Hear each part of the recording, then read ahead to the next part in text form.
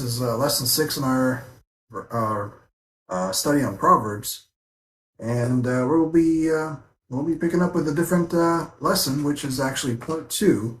It's a part 2 lesson on discernment, which is picking up where we had left off last week, and it's actually a continuation on discernment concerning what Israel is going to be using in regards of discernment.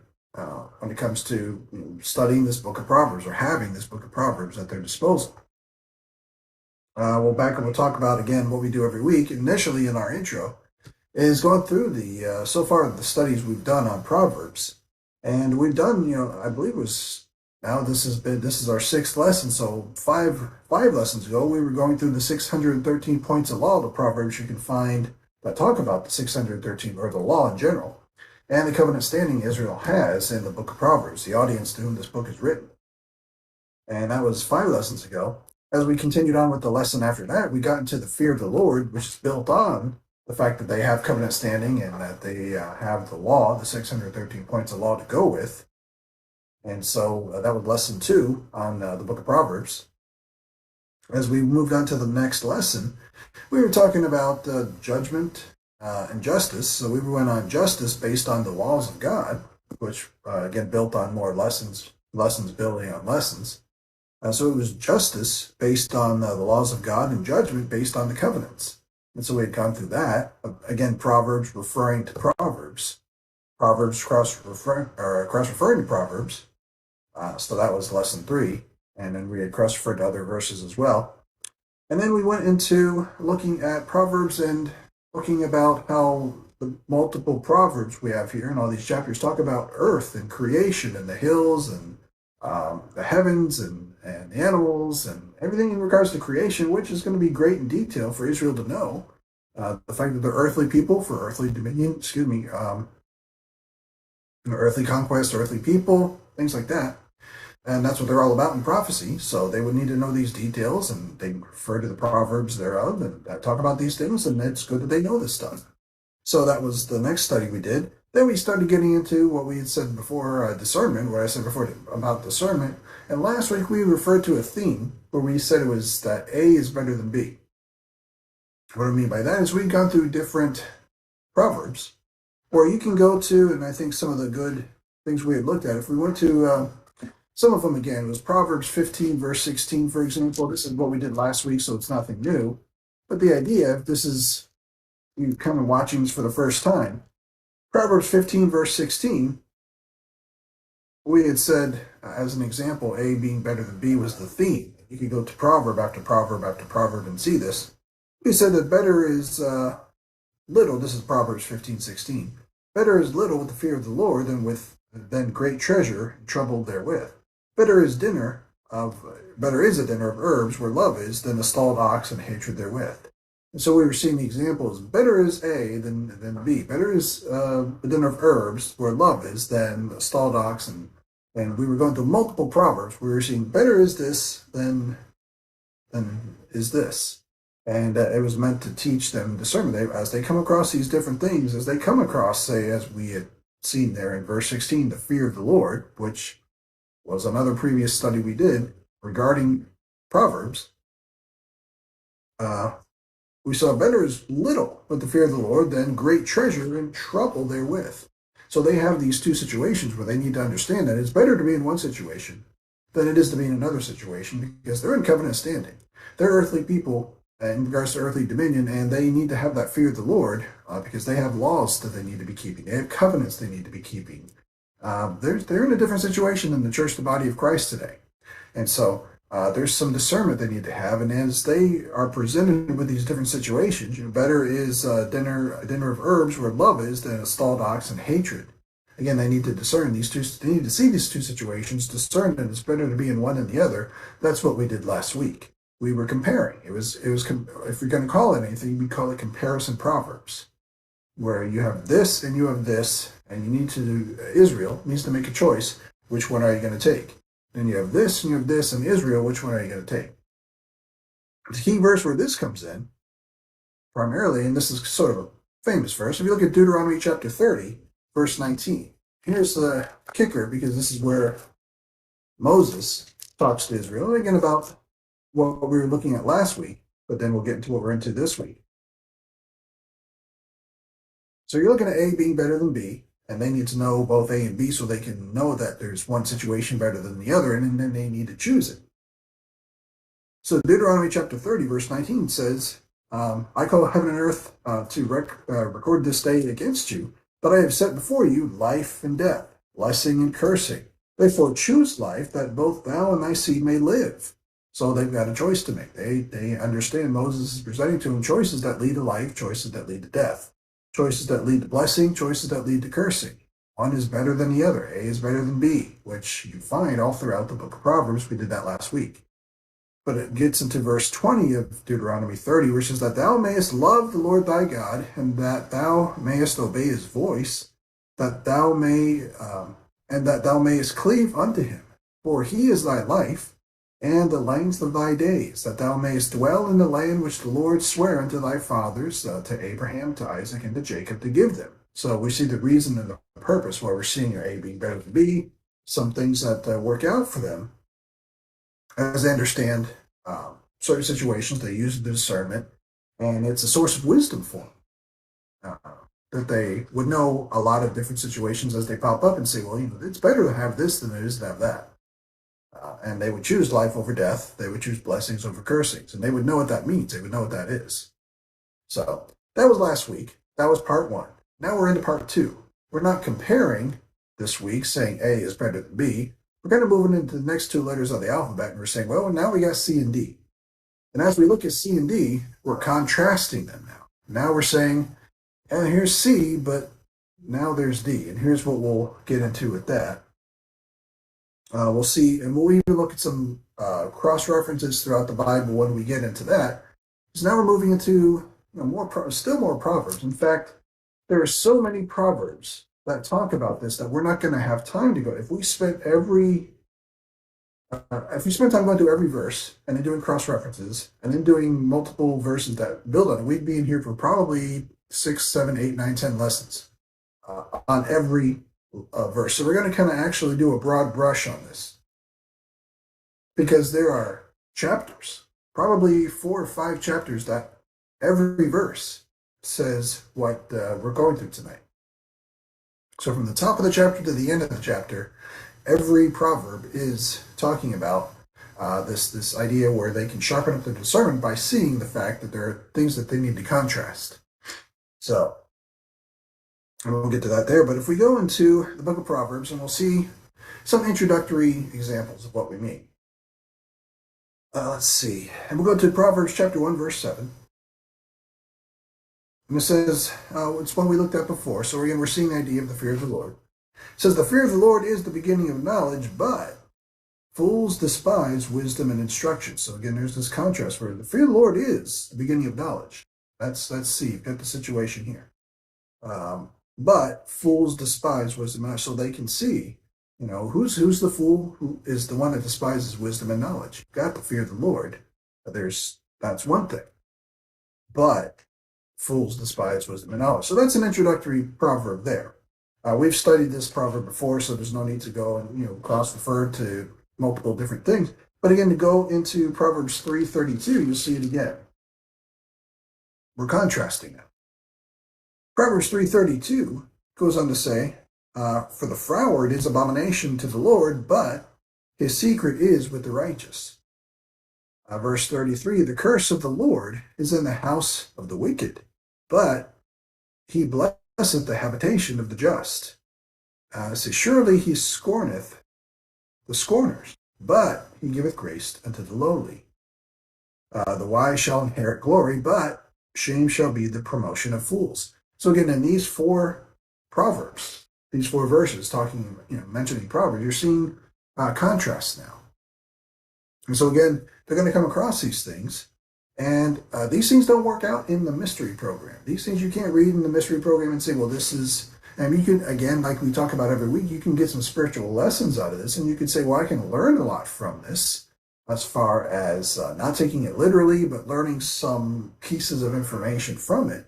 But when Israel takes this literally, and they plug this in, and they try to make this work out, whereas there are some comparison proverbs, and now we're seeing some contrasting proverbs, where they have two things and they have to either compare it and see one's better than the other, or contrast it and see, there's the wise that inherit glory, but then there's shame that are the promotion of fools. There's two totally contrasting people or places or situations or themes.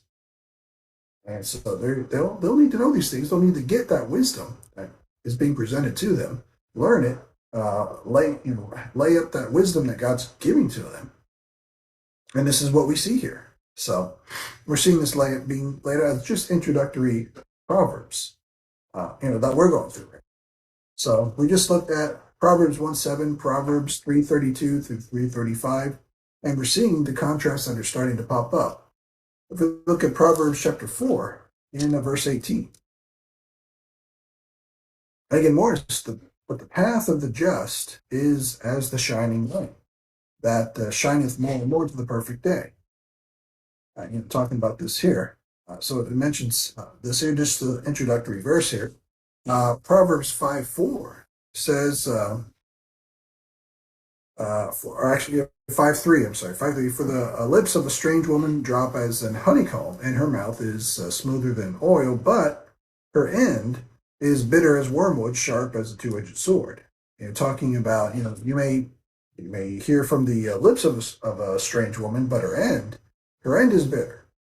So it's talking again, talking about the same theme, but it's contrasting, one from the other as far as the situation at hand. That's Proverbs 5:4. And then Proverbs 6:31.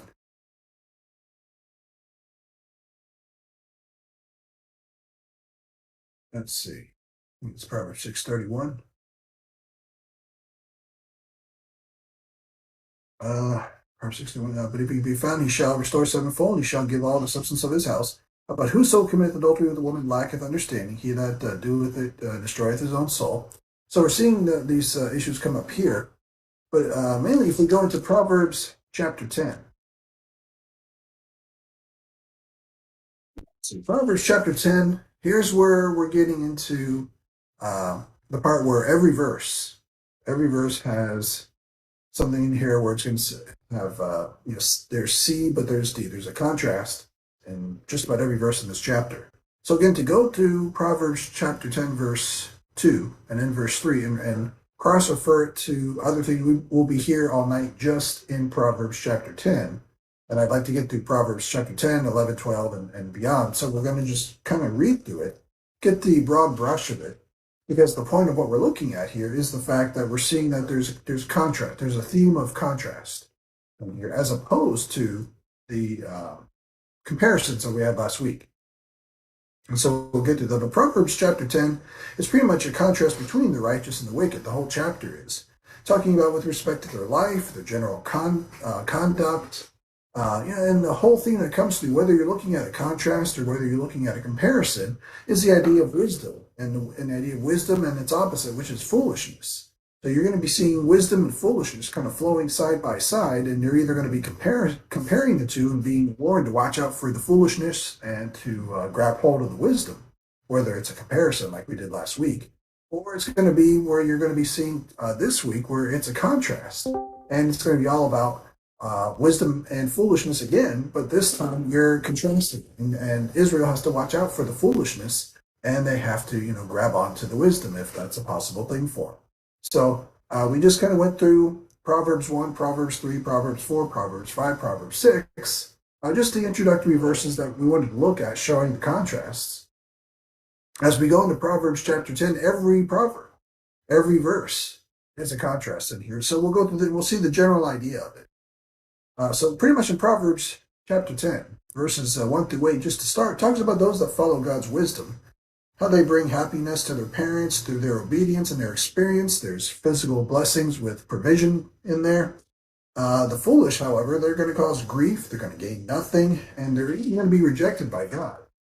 So we'll take a look and we'll see Proverbs chapter 1 verse, or Proverbs chapter 10 verse 1, I'm sorry. So of course, this is the Proverbs of Solomon. A wise son maketh a glad father, but a foolish son is the heaviness of his mother. So again, contrast. We see this is the wise son and the foolish son. Again, remember we talked about there's going to be foolishness and there's going to be wisdom. And Israel needs to know both of them. so that they can contrast it. It's not enough to say, it's not enough to shelter everybody and never let them know what foolishness looks like. It's that you have to show them that this is what foolishness is, this is what wisdom is, and grab hold to the wisdom so that you reject the foolishness. And so, verse 2 says, treasures of wickedness, of wisdom, treasures of wickedness profit nothing, but righteousness delivereth from death. So they need to know treasure of wickedness and but righteousness delivereth from death. They need to know the difference between the two. They need to contrast. Verse 3, the Lord will not suffer the soul of the righteous to famish, but he casteth away the substance of the wicked. In more situations where we're seeing these are covenant situations. You can think of verse 3, you can think of plenty of righteous souls, quote unquote, that are saved today who are famishing, who are not, getting their physical needs met. But in the dispensation of grace, everything plays out differently. As we rightly divide the word of truth, you can't take Proverbs chapter 10, verse 3 and apply it to us today. But as we see all these comparison proverbs, all these contrasting proverbs, they all work towards Israel and prophecy, as they should. Verse 4 says, he becometh poor that dealeth with a slack hand, but the hand of the diligent maketh rich. So again, you're seeing the poor, slack hand and the diligent. Verse 5, he that gathereth in summer is a wise son, but he that sleepeth in harvest is a son that causeth shame. And again, we're seeing the same idea of contrasting these two situations and how Israel can build up their discernment by understanding this. Verse 6, blessing are upon the head of the just, but with violence covereth the mouth of the wicked. The memory of the just is blessed, that's verse 7, but the name of the wicked shall rot. Verse 8, the wise in heart will receive commandments, but a prating fool shall fall. And so that's just the first 8 verses of what we're looking at. Every verse has contrast in it. And that's why we're seeing a lot of how the book of Proverbs is written. It's got a lot of comparison proverbs, got a lot of contrasting proverbs. So we're seeing that this theme comes up. We saw last week A is better than B. This week C is, you got C, but there's D. So this is why we're going to this. And we could probably turn it into an E and a half if we tried. We went into it next week, but we're just trying to work our way towards wrapping things up because there's more ways you could even go and see constant themes popping out for Israel. But as we see, verses 9 through 21 in Proverbs chapter 10 talks about how the righteous, they walk uprightly, they're a wellspring of life for others. They store up knowledge, accept correction, and they think before they speak. And however, there's now the unrighteous, there's the foolish. As you have the wise, you have the foolish. You kind of think of the parable in Matthew 25 when it comes to these. But the unrighteous now, they pervert their ways. They wink with their eye, they hide their attitudes, and they stir up trouble, reject correction, and end up being very little value. But this is 9 through 21. Again, he that walketh uprightly, this is verse 9, walketh surely, but he that perverteth his way shall be known. He that winketh with the eye causeth sorrow, but a prating fool shall fall. The mouth of a righteous man is a well of life, but violence covereth the mouth of the wicked. Hatred stirreth up strifes, but love covereth all sins. And again, we could do, as we said earlier, verse by verse, we could turn and do multiple, verses for each one of these proverbs, but we would be here just in Proverbs chapter 10 for the next 2 weeks. And so it's kind of easy to do a broad brush, and any kind of study you want to do on these comparison proverbs, I'll leave that to you to go ahead and do that. Our point tonight is just to go through and see the basic idea of the fact that there's comparisons. And we see it with our own eyes. It's very easy, but it's meant to just kind of go through it and see it, knowledge, in one study that they're all over the place. Oops, excuse me. But this is the point of tonight, is to see that. So we see that here, verse 12. It goes into verse 13. In the lips of him that hath understanding, wisdom is found, but a rod is for the back of him that is void of understanding. And so we see this here. Verse 14, wise men lay up knowledge, but the mouth of the foolish is near destruction. Again, wise and foolish. The idea of the theme, like we had mentioned last week, A being better than B, there's wise situations and there's foolish situations. Israel needs to beware of one and lay hold of the other. Just like this week, wise and foolish. Israel needs to beware of one and lay hold of the other. But they need to be able to compare and contrast. So we see, and it's wise that we do this too. It's again, we can learn from all of Proverbs, so it's a good thing that we learn what's being presented here. But we know, based on the previous studies, we know this is under law with covenant for a covenant people and earthly people, and all about creation and everything else. So we've laid out before the audience and to whom it's written to. Now we're seeing what it's all about and how this works towards them. We just learn from it. So we see that there, and that's Romans 15:4. So verse 15, the rich man's wealth is his strong city. The destruction of the poor is their poverty. There's really no but in that one. The labor of the righteous tendeth to life, the fruit of the wicked to sin. He is in the way of life that keepeth instruction, but he that refuseth reproof erreth. He that hideth hatred with lying lips, and he that uttereth slander is a fool. Verse 19, in the multitude of words there wanteth not sin, but he that refraineth his lips is wise. Again, going back to what's wise, what's wisdom, where is it at, who is it, what does it look like? The tongue of the just is as choice silver, the heart of the wicked is little worth. The lips of the righteous feed many, but fools die for want of wisdom. So we see that pop up there. When you get into the next couple of verses here, verses 22 through 27, it just goes on talking about the blessing of the Lord, which comes as a result of the fear of the Lord. Again, another study we did.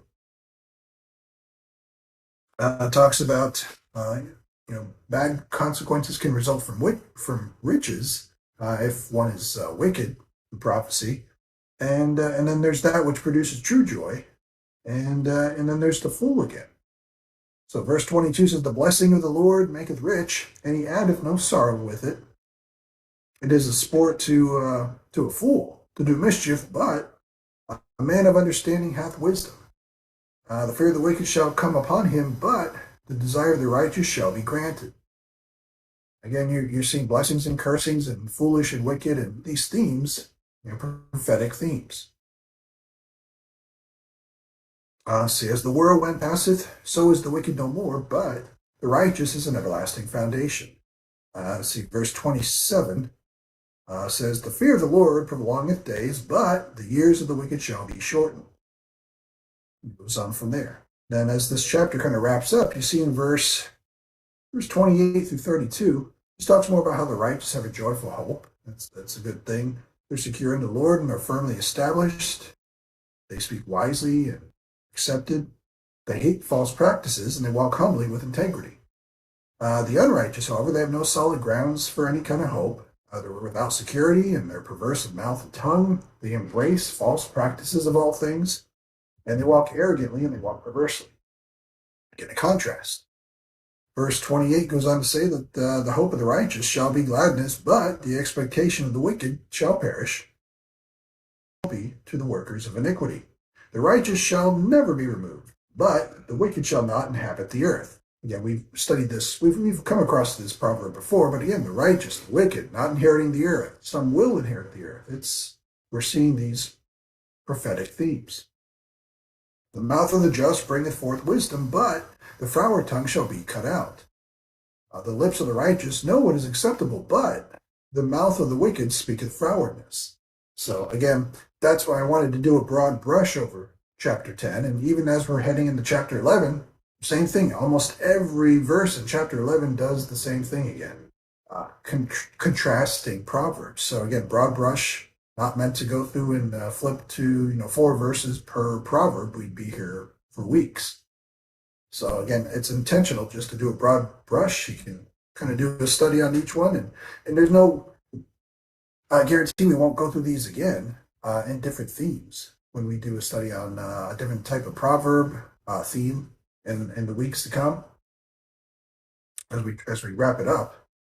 But That's kind of the idea, but we'll see here as we go into Proverbs 11. Now we're still contrasting the foolish and the wicked, and we're seeing their conduct towards one another, as neighbors, as fellow citizens of Israel, as one another in the 12 tribes. You're going to see how they conduct themselves, the righteous and the wicked. And we see going into verses 1 through 8. They talk about the sad end of the unrighteous and even the triumph of the wise. And let's see, it starts on verse 1, says, the false balance is abomination to the Lord, but the just weight is his delight. And when pride cometh, then cometh shame, but with the lowly is wisdom. The integrity of the upright shall guide them, but the perverseness of transgressors shall destroy them. And riches profit not in the day of wrath, but righteousness delivereth from death. The righteousness of the perfect shall direct his way, but the wicked shall fall by his own wickedness. The righteousness of the upright shall deliver them, but transgressors shall be taken in their own naughtiness. When the wicked man dieth, his expectation shall perish, and the hope of the unjust man perisheth. The righteous is delivered out of trouble, and the wicked cometh in his stead. So we're seeing just the first 8 verses out of chapter 11. Meant to be quick, meant to be, but you're seeing how almost every verse is a contrasting proverb, just like almost every verse in chapter 10 was. So it's meant to, you're seeing how it does this, and how it goes through everything that it goes through here. Look at, let's see, verse 11. So we'll go to Proverbs 11:11. And let's see. It says that by the blessing of the upright the city is exalted, but it is overthrown by the mouth of the wicked. He that is void of wisdom despiseth his neighbor, but a man of understanding holdeth his peace. So again, you're seeing, as we were saying, this is conduct about fellow citizens and neighbors in Israel and so on. A talebearer revealeth secrets, but he that is of a faithful spirit concealeth the matter. Where no counsel is, the people fall, but in a multitude of counselors there is safety. So it kind of continues through there. And then, of course, there's more contrast. Verses 15 through 26 just kind of continues more. And we'll kind of just see verse 20. It says that they that are of a froward heart are abomination to the Lord, but such as are upright in their way are his delight. And it just kind of continues talking about the differences and contrast between all this. And let me see if there's more. Verse 24. Let's see, where's that good? Verse 26 says, he that withholdeth corn, the people shall curse him, but blessing shall be upon the head of him that selleth it. Again, talking about him that selleth corn. In Dispensational grace, we're talking about seeing souls saved, seeing saints edified, preaching Christ according to the revelation of the mystery, understanding our heavenly position. Here you're seeing somebody who withholds corn from one who sells corn. Definitely